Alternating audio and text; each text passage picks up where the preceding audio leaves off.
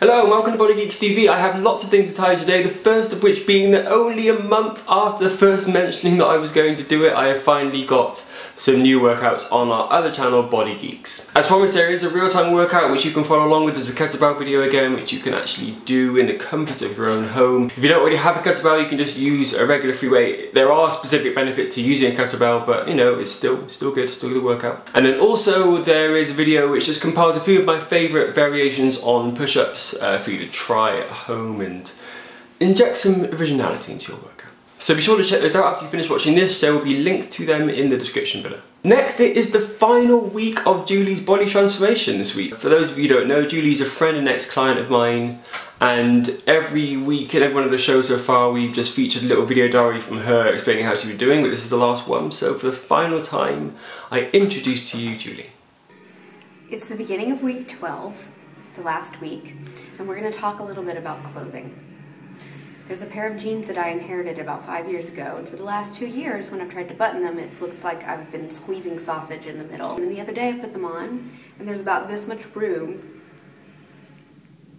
in the front. Also, every week I've been tightening my belt, and last week I thought, oh, I didn't put it on a tight enough notch, and I went to go tighten it, and there were no more notches. I'm going to have to get a smaller belt, and that is what it's all about. That is exciting. I'm also going to talk a little tiny bit about food, and my flatmate and I were ordering food the other day, and I just automatically ordered chicken and some vegetables because really crap isn't really worth it in the end, unless it's like some special day that you've decided you are going to eat some really good crap, but just everyday crap, not worth it. So kind of ingrained in me now.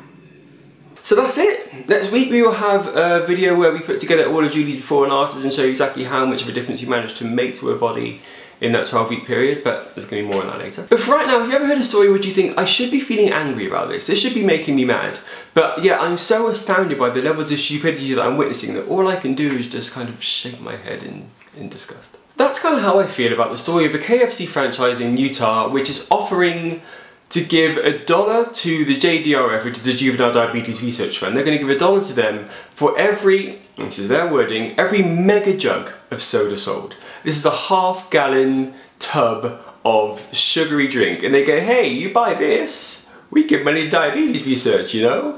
I don't know what that accent was. But the point is, what kind of idea is this? Like, basically you have a situation where people are going, hey, do this thing which might cause diabetes so that we can stop diabetes. Genius! Only it's not. And finally we have the story of Eva and Sarah Otterson. Eva and Sarah are mother and daughter, and they discovered that Sarah had a rare condition called Mayer-Rokitansky-Kuster-Hauser syndrome. Yeah, check that out.